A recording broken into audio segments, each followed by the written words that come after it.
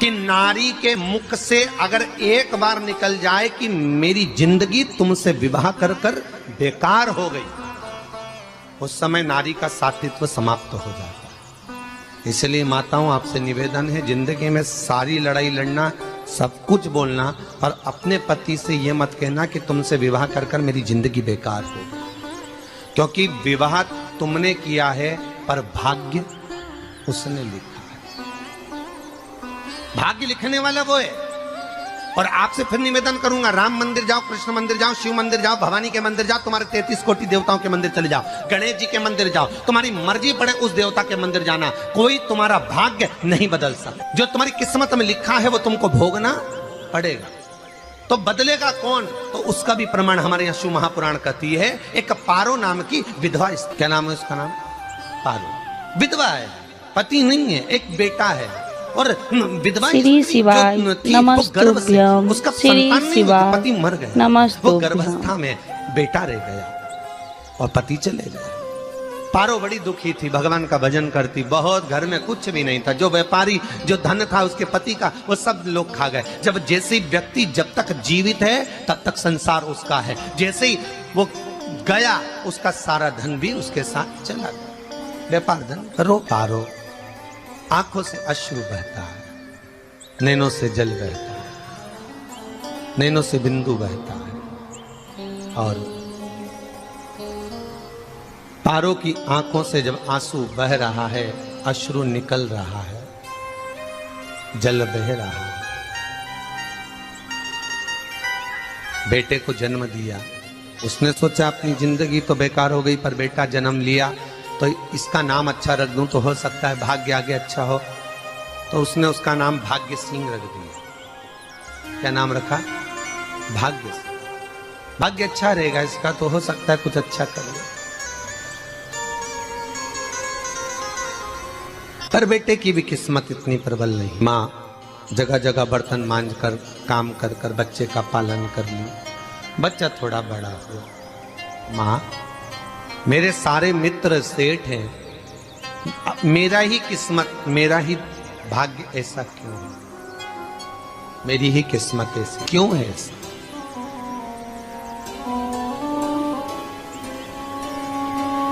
माँ, मेरी किस्मत में इतना दुख क्यों लिखा है? माँ, भोजन तक हमको समय पर नहीं मिलता, हमारा भाग्य ऐसा क्यों है? माँ, हमारी किस्मत ऐसी क्यों है? माँ कहती है, बेटा जो ललाट पर लिखा उसे कौन टाल सका। माँ बच्चों को समझाती है, माँ बच्चों को कहती है, धीरे धीरे समय निकलता है। नमस्तुभ्यं। एक बार बता माँ, तू कहती है कि सब भगवान ने लिखा है भाग्य में, तो भगवान का मिलेगा मुझे बता दे। माँ बोलती है, ऐसी कोई जगह नहीं जहाँ भगवान नहीं। वन में मिलेगा? हाँ मिलेगा। माँ का कहना मानकर भाग्य सिंह वन में चले गया, और घने जंगल में भाग्य जब गया, भाग्य सिंह, और घने जंगल में जब पहुंच गया, ढूंढते ढूंढते ढूंढते ढूंढते ढूंढते तो भी भगवान, तो भगवान की छाया तक नहीं मिली। भगवान की छाया तक। आंखों में जल भर गया, बेहोश होकर गिर गया। शाम का समय था, विष्णु और लक्ष्मी निकल कर जा रहे थे। लक्ष्मी और विष्णु जाते जाते उसको देखकर रूप बदल के उसके पास गए। बेटा, आपका नाम क्या है? हमारा नाम भाग्य सिंह। कहाँ जा रहे हो? भगवान से मिलना है हमको। क्या काम है तुम्हें भगवान से? भगवान से पूछना है कि मेरी किस्मत ऐसी क्यों बनाई, मेरी किस्मत में गरीबी क्यों लिखी, मेरे भाग्य में इतना दुख क्यों लिखा। मुझे भगवान से पूछना है कि मेरी किस्मत ऐसी क्यों बनाई, मेरी किस्मत में इतना दुख क्यों लिखा। इतनी तो भगवान बोले, ये तो देखो भाग्य भाग्य की बात है, सबके भाग्य में अलग अलग होता है। नहीं नहीं, मुझे भगवान से पूछना। तो हुआ क्या? मैं बहुत गरीब हूं, मैं बहुत दुखी हूं, भगवान से प्रार्थना है कि मुझे कुछ मेरी जिंदगी का अच्छा कार्य कर दीजिए। लक्ष्मी जी को दया आ गई, नारायण से बोले, प्रभु इसको कुछ दे दो, थोड़ा सा इसके ऊपर कृपा कर दो। नारायण बोले, इसके भाग्य में नहीं है लक्ष्मी, इसके भाग्य में नहीं है लक्ष्मी। लक्ष्मी, मैं दे भी दूंगा तो इसकी किस्मत में नहीं है। लक्ष्मी कहती है, आपका काम देने का है, आप तो दो। भगवान ने कहा, लक्ष्मी नहीं है भाग्य में, तुम तो दे दो। लक्ष्मी जी के कहने पर नारायण ने उसको एक हीरे का हार दे दिया। ले, ये ले हीरे का हार। वो प्रसन्न हो गया, हीरे का हार मिल गया, और हार लेकर वो चला और चलते चलते उसने सोचा मेरी मम्मी को दूंगा, मेरी माता को दूंगा, माँ बड़ी प्रसन्न हो जाएगी। हीरे का हार लेकर जा रहा था। हार ले जाते उसको रास्ते में इतने में उसको तुरंत उसी समय पर कहीं सोचादि कर्म के लिए जाना पड़ा। उसने सोचा इस हार को इस पत्थर पर रख देता हूं, अभी आऊंगा वापिस इस हार को उठाकर घर लेकर चले जाऊंगा। और सोचादि कर्म के लिए वो चल दिया, गया, हाथ धोकर आया, इतने में एक चील उड़ती उड़ती आई, उसका हार लेकर चली गई। आके रोने लगा, माँ को जाकर कहा, माँ किस्मत तो देख, इतना जोरदार हार मिला था हीरे का, पर भाग्य में नहीं था, नहीं मिला। इतने में वो रोता रोता तुरंत फिर भगवान के पास गया, रोता बिलखता फिर पहुंच गया वन के अंदर। फिर भगवान मिले। भगवान ने पूछा, अब क्या हुआ? प्रभु मेरा हार तो वो हीरे का, मेरा हीरे का हार ले गई चील। भगवान बोले, देख भैया, हम तो तेरे किस्मत में था, वो कर दिया, अब आगे तू एक काम कर, ब्रह्मा जी से जाके मिल। ब्रह्मा जी कहाँ मिलेंगे? श्री शिवाय नमस्तुभ्यं। श्री शिवाय नमस्तुभ्यं। ब्रह्मा जी, मेरे भाग्य में गरीबी लिखी है, कुछ अच्छा कर दीजिए। ब्रह्मा जी कहते हैं, तुम्हारे भाग्य में जो लिखा है वो तुम्हें भोगना पड़ेगा। नहीं नहीं, आप कृपा करो। लक्ष्मी जी ने नारायण से कहा, इसको कुछ कृपा कर दो। तो भगवान ब्रह्मा जी ने कहा, चलो इसका भाग्य बदलने के लिए एक हीरे की अंगूठी दे देता हूं। भगवान ने उसको हीरे की अंगूठी दे दी। अब हीरे की अंगूठी दी, फिर वो लेकर चला। इतना खुश था, अब मुझे हीरे की अंगूठी मिल गई, अब मुझे हीरे की अंगूठी मिल गई। इतना प्रसन्न होकर जा रहा था, इतने में इसको लग गई प्यास। इसने सोचा पानी पी लूं। पानी पीने के लिए इसने मुंह को करा नीचे, जेब में रखी थी अंगूठी, वो पानी में लुढ़क गई। लुढ़कते से एक मछली निगल गई, अंगूठी भी हाथ से। देखिए, कोई कितना भी साथ दे दे, पर भाग्य में अगर सुख लिखा होगा तो वो अपने आप मिलेगा। नहीं, फिर आया, फिर मां से कहा, मां ऐसा हो।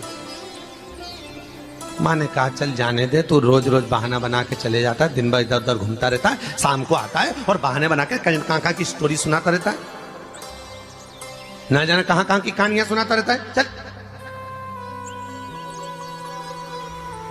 काम पे जा, कुछ काम कर तो भाग्य बदलेगा। नहीं नहीं माँ, मैं सत्य बोल रहा हूँ। नहीं माना, फिर चले गया। नारायण ने कहा, एक काम करो, अब तुम शंकर जी के पास जाओ, शिव जी के पास जाओ। भोलेनाथ जी ने उसको हीरे की पोटली दे दी। वो हीरे की पोटली ले जाकर अब की बार सोचा कहीं रुकूंगा ही नहीं, सीधे घर गया, मम्मी को याद करा, माँ नहीं थी। उसने एक लोटे के अंदर हीरे रख दिए, मैं माता को ढूंढ के आता हूँ। माँ को ढूंढने गए, इसमें चोर घुस गए घर के अंदर, लोटा ही ले गए। फिर आके देखा, फिर माँ ने कहा, फिर बहाने बनाया तूने, फिर स्टोरी सुने, फिर कहानी सुने। माँ, मैं सत्य कह रहा हूं, सत्य। आखिरी में हार गया। फिर भगवान विष्णु और ब्रह्मा ने एक ही बात कही, तू शंकर के मंदिर की चौखट पर जा। वहां क्या करना पड़ेगा मुझे? कुछ मत करना, केवल उसकी चौखट पर जाकर उसका दीदार करना, उसका दर्शन करना। उससे क्या होगा? भगवान विष्णु और ब्रह्मा कहते हैं 33 कोटि देवताओं के पास जाएगा तो कुछ नहीं होने वाला, पर शंकर के दरवाजे पर भाग्य देवी रोज प्रतिदिन झाड़ू लगाती है। कौन झाड़ू लगाती है? भाग्य देवी। आपसे निवेदन है, बहुत सुंदर कथा, इससे समझना कि विष्णु, ब्रह्मा, राम, कृष्ण आदि 33 कोटि देवताओं के पास तुम चले जाओ, कोई तुम्हारा भाग्य नहीं बदल सकता।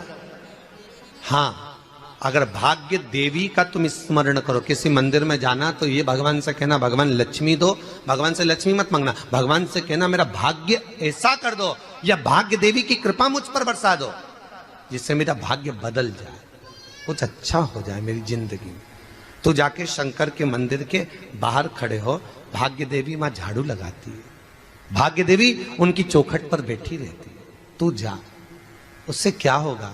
बस देवता तो तेरी जिंदगी बदलने के लिए कब से इंतजार कर रहे हैं, पर तेरा भाग्य नहीं बदल पा रहा। तेरा भाग्य बदलेगी तो भाग्य देवी ही गया। शिव मंदिर के दरवाजे पर जाकर खड़ा हो जाता, भीड़ होती तो दरवाजे से दर्शन कर लेता, बाबा से नयन मिलाता, रोज प्रतिदिन जाता। एक दिन शंकर जी ने भाग्य देवी से कहा, देवी इसका भाग्य बदल दो। देवी कहती है, भोलेनाथ, इसकी किस्मत में ब्रह्मा जी ने यही लिखा है दुख, इसकी किस्मत में ठोकरें खाना ही लिखा है। भाग्य देवी तुम मेरे दरवाजे की झाड़ू लगाती हो, आज इसके भाग्य की झाड़ू लगाइए। भाग्य देवी ने कहा भोलेनाथ आप कह रहे हो। श्री शिवाय नमस्तुभ्यम, श्री शिवाय नमस्तुभ्यम।